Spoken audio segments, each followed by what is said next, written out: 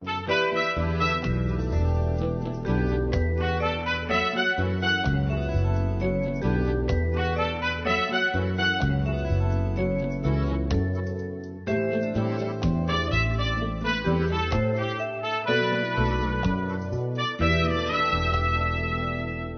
17e session ordinaire de la conférence des chefs d'État de la CEEAC s'est tenue le jeudi 30 juillet 2020 par visioconférence. 9 dirigeants de la communauté économique des États de l'Afrique centrale sur 11 ont pris part à cette session destinée à entériner les réformes institutionnelles et organisationnelles de cette communauté. C'est une étape très importante dans le processus de réforme de la communauté qui est la nôtre, la communauté économique des États d'Afrique centrale, et qui est l'une des 5 grandes communautés sur le continent. La CEEAC entre de plein pied dans une ère nouvelle, l'ère de sa propre réinvention, l'ère de sa propre renaissance, si je puis dire, et puis, ma foi, l'ère de la ZLECAf. De ce sommet, on peut retenir la mise en place de la nouvelle commission, parce que la mutation, c'est que le secrétariat général de la CEEAC devient une commission, la commission de la CEEAC. Et la présidence de la commission va être assumée à compter de ce jour par l'Angola, qui est le pays numéro 1 par ordre alphabétique. Et la présidence en exercice va être assumée par la République du Congo, donc par le président Denis Sassou Nguesso, qui a été plébiscité par ses pairs comme président en exercice de la communauté. Entre la CEEAC d'avant les réformes adoptées et celle d'après, la différence est remarquable et les avantages de cette évolution ne sont pas spécifiques au Congo. Je ne parlerai pas d'avantages particuliers pour un État, parce que c'est une communauté qui regroupe des intérêts convergents. La communauté travaille pour tous les États. L'avantage que le Congo pourrait en tirer, puisqu'après tout le Congo est au centre, c'est de voir la connectivité, c'est de voir la connexion se développer un peu plus avec tous les pays environnants. La grande différence, c'est que nous sommes dans une approche de rationalisation, c'est-à-dire que l'organisation en elle-même va être conçue et est conçue, puisqu'il y a déjà le traité révisé qui a été adopté, de façon plus rationnelle, pour qu'il y ait de l'efficacité, pour qu'il y ait de la performance. En d'autres termes, que les contributions des États soient mieux utilisées parce que les budgets seront adossés sur des projets précis. En vérité, c'est la modernisation du fonctionnement de l'organisation de la CEEAC qu'il s'agit ici de mettre en avant. Je l'ai dit déjà tantôt, la commission a mué parce que la CEEAC a mué, parce qu'il y avait un secrétariat général, il y avait un secrétaire général,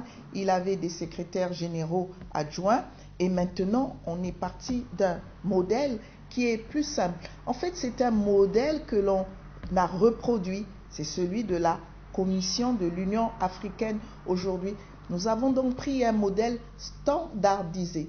Le reproche est souvent fait à l'Afrique centrale de retarder l'intégration générale de l'Afrique. La ministre Ingrid Olga Ghislaine Ebouka-Babakas énumère quelques efforts faits au niveau de la sous-région pour améliorer cette appréciation. Non, l'Afrique centrale n'est pas en retard. Disons simplement que nous avons une impulsion qui a été donnée par les chefs d'État depuis 2015 pour réformer.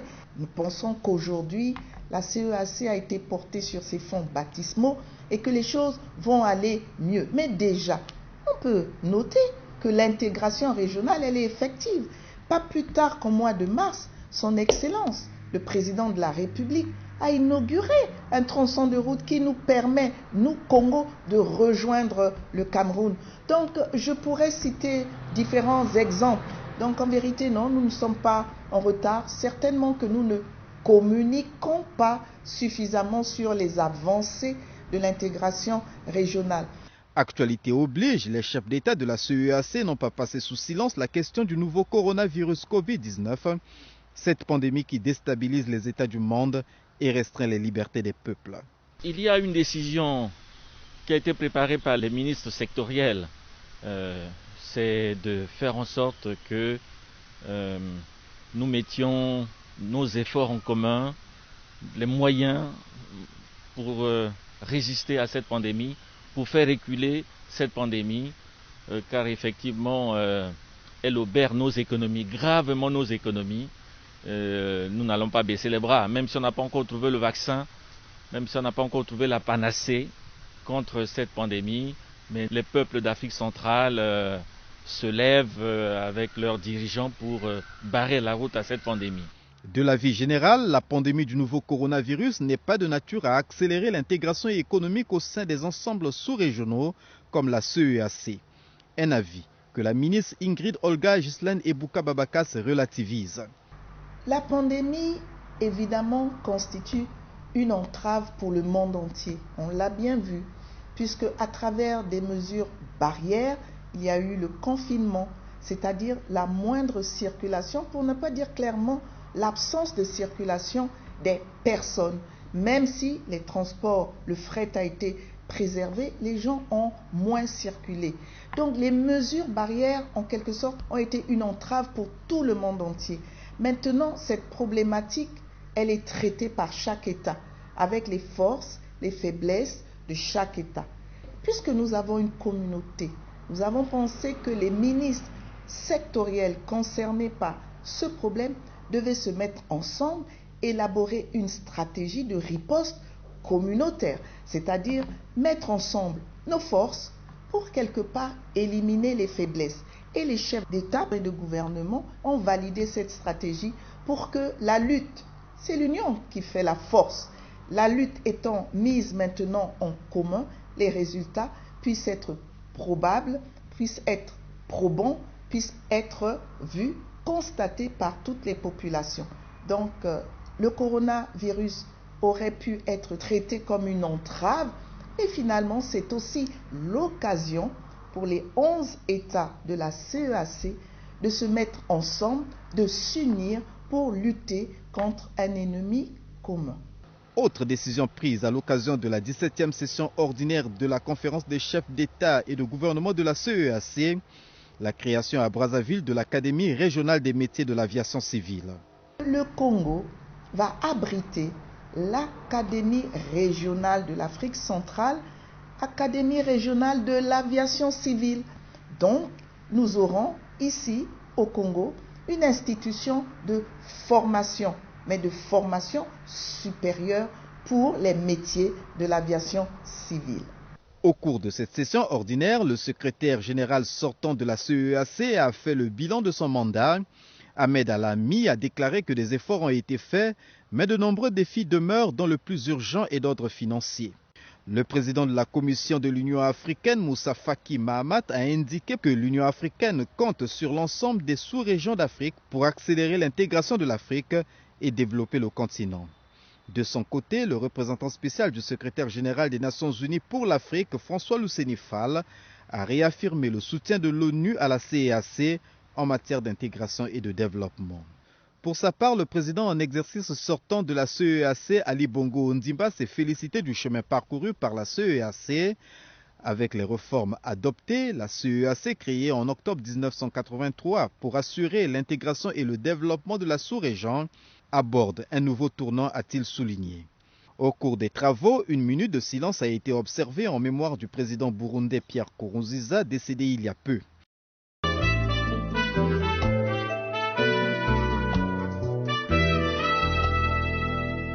Abordant les questions inscrites à l'ordre du jour, la conférence a suivi la présentation du rapport du Conseil des ministres et en a pris acte.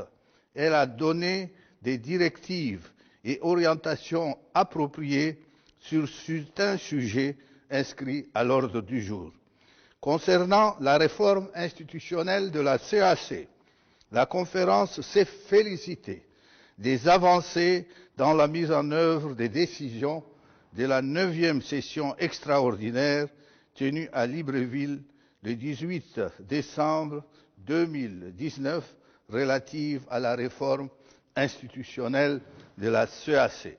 En vue de la poursuite de la mise en œuvre de la dite réforme, la conférence a pris acte de la ratification par 8 États membres du traité révisé de la CEAC signé le 18 décembre 2019 à Libreville et s'est félicité de la perspective de son entrée en vigueur prévue le 28 août 2020, conformément aux dispositions pertinentes du dit traité révisé. Féliciter tous les États membres qui ont ratifié le traité révisé de la communauté et encourager les États membres qui ne l'ont pas encore fait à accélérer les procédures en vue de la ratification. Féliciter les États membres qui se sont acquittés de la totalité de leurs arriérés, ainsi que ceux qui ont fait l'effort d'apurer les 40% exigés des arriérés de contribution au financement de la communauté, malgré la conjoncture économique difficile en raison notamment de l'impact de la pandémie de la Covid-19. Elle a encouragé les États membres à poursuivre les efforts afin de solder les arriérés, selon l'échéancier arrêté par la décision numéro 5 CAC CCEG /19/9/20 du 19 juin 2020, fixant les modalités de règlement des arriérés de contribution des États au financement de la CEAC. Arrêter à 12 mois au maximum la période transitoire du personnel actuellement au poste au secrétariat général de la CEAC à partir de l'entrée en fonction de la Commission. Instruit le Conseil des ministres à poursuivre l'examen de la grille de rémunération de base du personnel de la communauté en vue de vérifier sa soutenabilité financière et sa conformité avec le statut du personnel adopté le 18 décembre 2019. Instruit le président de la commission de la CAC de poursuivre la mise en œuvre de la réforme institutionnelle de la CEAC en accélérant la mise en place des autres institutions de la communauté prévues par le traité révisé, la révision des textes fondamentaux restants et l'élaboration des textes d'application nécessaires. La conférence a félicité chaleureusement Son Excellence Ali Bongo Ondimba, président de la République gabonaise, pour avoir conduit avec succès la réforme institutionnelle de la CEAC. La conférence a également félicité et remercié l'ambassadeur Ahmad Alami, secrétaire général de la CEAC, et toute son équipe pour leur importante contribution à la réussite de la réforme institutionnelle de la CEAC. Au titre des mesures individuelles, la conférence a décidé de nommer les personnes ci-après au poste de président, vice-président et commissaire de la commission de la CAC.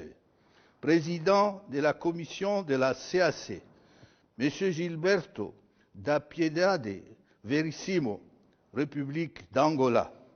Vice-président de la commission de la CAC, Madame Tashiundu Belop Francesca, République de Guinée équatoriale. Commissaire aux affaires politiques, paix et sécurité de la commission de la CAC, a désigné République du Tchad. Commissaire au marché commun, affaires économiques, monétaires et financières de la commission de la CAC, M. Kanimimba François, République du Rwanda. Commissaire à l'environnement, ressources naturelles, agriculture et développement rural de la communauté de la CAC, M. Tabuna Honoré, République du Congo. Commissaire à l'aménagement du territoire et international de la commission de la CAC, Madame Ngakono Marie-Thérèse Chantal, épouse Mfoula et Djomo, République du Cameroun. Commissaire à la promotion du genre, développement humain et social de la Commission de la CEAC, a désigné République démocratique du Congo. La conférence a félicité les personnalités nommées et décidé de leur entrée en fonction après leur prestation de serment devant le président de la conférence des chefs d'État et de gouvernement à Libreville. Dès l'entrée en vigueur du traité révisé, le secrétaire général assure l'expédition des affaires courantes en attendant l'entrée en fonction de la Commission. Autre question. La conférence a décidé d'apporter son soutien à la République du Rwanda en faveur de la candidature du docteur Emmanuel Ujurashibuja au poste de juge à la Cour internationale de justice. Motion de remerciement. La conférence a adressé une motion de remerciement au président de la République et au gouvernement de la République gabonaise. Décision. La conférence a adopté, sur proposition du Conseil des ministres, les décisions ci-après.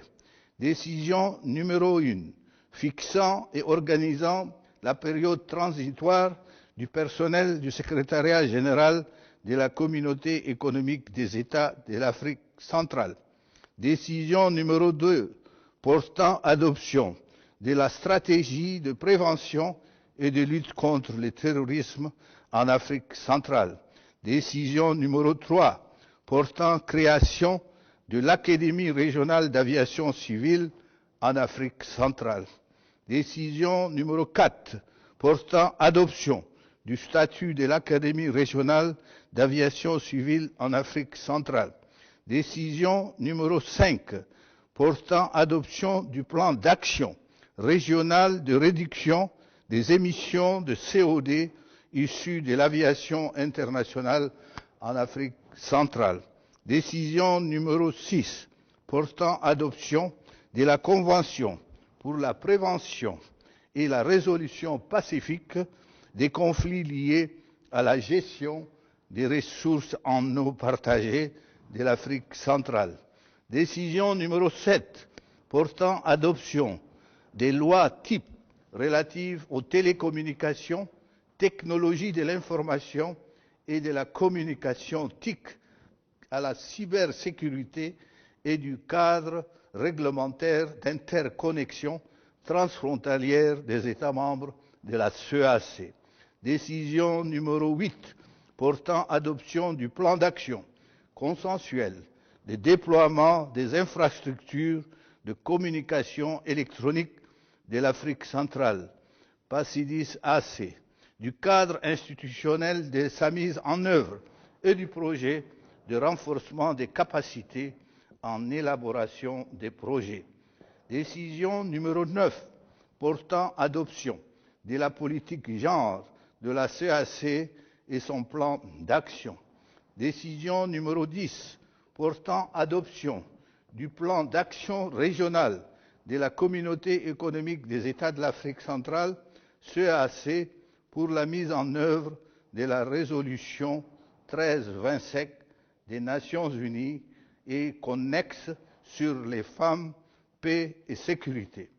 Décision numéro 11, portant adoption de la stratégie régionale de la Communauté des États de l'Afrique centrale de riposte à la Covid-19.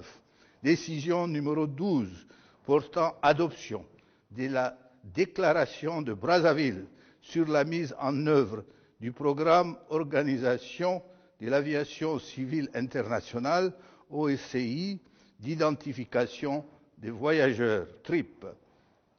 Date et lieu de la prochaine session ordinaire de la conférence des chefs d'État et de gouvernement. La conférence des chefs d'État et de gouvernement de la communauté a décidé de tenir sa 18e session ordinaire en novembre 2020 à Libreville, en République gabonaise. À cette occasion, la présidence en exercice de la conférence sera transmise à la République du Congo conformément aux dispositions pertinentes du traité révisé.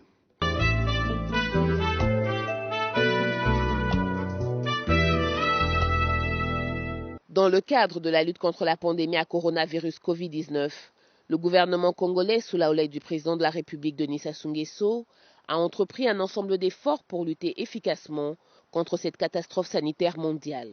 Le dernier fait en date est la réception le 27 juillet d'un vol cargo d'Ethiopian Airlines transportant à son bord le premier lot d'un achat de matériel sanitaire indispensable à la prise en charge des patients Covid-19. Ce lot de 39 tonnes est composé entre autres de thermoflash, de combinaisons de sécurité, de masques chirurgicaux ainsi que de respirateurs artificiels. La réception de cette importante cargaison a été faite par Florent Tiba, ministre d'État, directeur du cabinet du président de la République, qui l'a remis ensuite aux représentants du gouvernement congolais, Martin Parfait Aimé Kusuma Vungu, ministre de la Recherche scientifique et de l'Innovation technologique, qui à son tour l'a confié aux représentants du ministère de la Défense nationale, à qui incombe la responsabilité de la gestion des produits et matériels destinés à la riposte du Covid-19. Ces produits que nous sommes venus réceptionner pour le compte de la République, c'est une instruction du président de la République afin de parer à toute la situation dans laquelle nous sommes sur la Covid. Tout ce qui concerne les respirateurs et tout ce qui devrait effectivement rentrer dans la lutte contre la Covid. Et ceci est un achat fait par la République et qui avoisine les 2 milliards 500 millions. Et comme on le sait, nous avons le fonds qui aujourd'hui est alimenté et qui nous permet de prendre et d'avoir tout ce qu'il nous faut pour effectivement lutter contre la Covid. Je voudrais rappeler que ceci est la première partie de l'achat qui a été fait par le gouvernement et sur instruction du président de la République lui-même, veillant au grain et créant toutes les conditions avec notre partenaire, notre ami de la République populaire de Chine. Et cette commande globale fait plus de 5 milliards de francs CFA.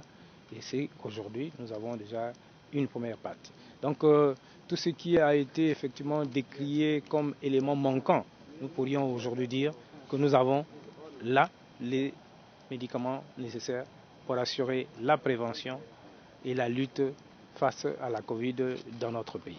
Ces efforts entrepris par le gouvernement congolais s'inscrivent dans la volonté du chef de l'État Denis Sassou Nguesso d'offrir à la population congolaise la meilleure prise en charge possible face à cette terrible maladie.